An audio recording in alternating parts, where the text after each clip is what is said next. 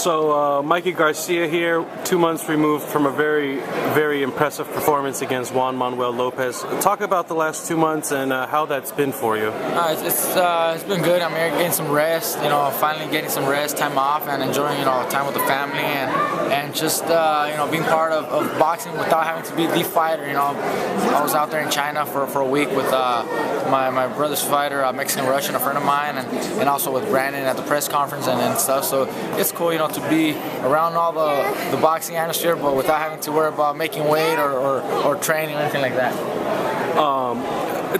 Talk about the bittersweet aspect of the Juan Manuel Lopez fight. You lost the title at the scales. It was, something the first time you went through. HBO kind of documented the behind-the-scenes process of how all that happened. How have you been recovering from that as far as mentally what you went through? Well, it was definitely hard. It was upsetting, and I felt bad. Walking to the elevators from my room, going on the way to the weigh-in was very, very sad. I already knew I basically was no longer a champion because I knew I was overweight. I knew there was nothing else there. So it was upsetting, but I know this stuff happens more than once, and it's happened in the past, and it will happen again to some other fighter. Hopefully it doesn't happen to me ever again, but you just gotta move forward. I know I was happy and pleased with the performance of the fight, and I know everybody could see that I was a better fighter, regardless of the pound and a half or 2 pounds that I was over.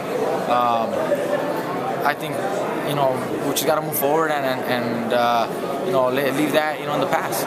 Now, your last 2 fights have been very, very impressive with Juan Manuel Lopez and Salido. You've kind of, for the casual boxing fans that really didn't know you yet, you really put a little exclamation mark on your name in featherweight.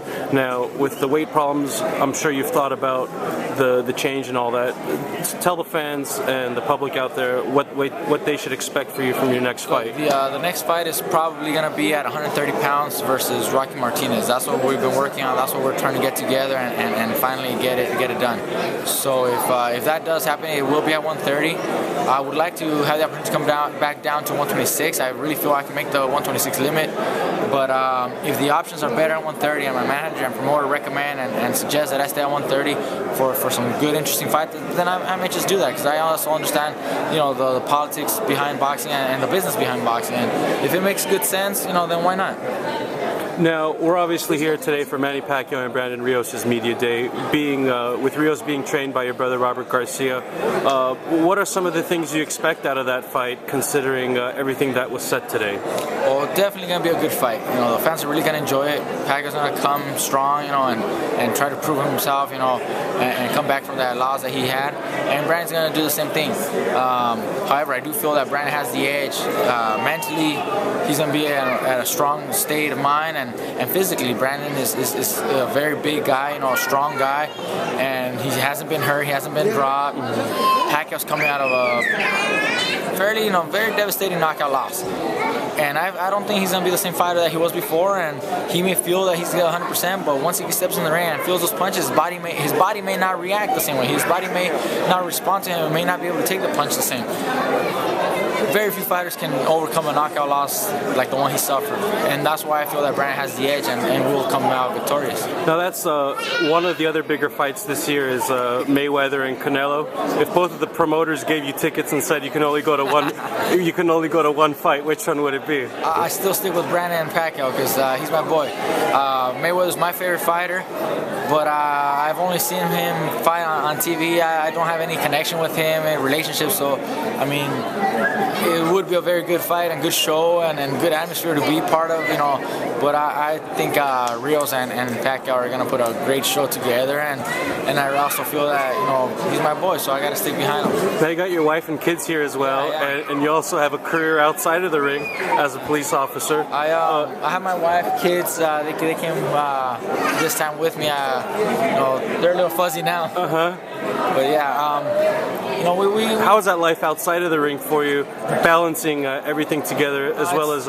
It's fine. It's comfortable. My time off for boxing, I have a good time with my family. Enjoy my time off to really, spend time with family and kids, and you know, I also do things for fun. You know, I'm doing this thing with the racetrack with Mopar. We're trying to get something together, charity race event that we're going to be part of, and I'm bringing in Brandon with his car for Madison Superchargers to try to bring that together, along with the Santi wheels. We're trying to put a car theme together to do stuff outside of boxing, you know, just to be involved in the hobbies that we like. We'll get a little more involved, and you know, along with my other sponsors, you know, we're trying to work together and you know, just enjoy, you know, what boxing gives us. You know, enjoy it. You know, enjoy it.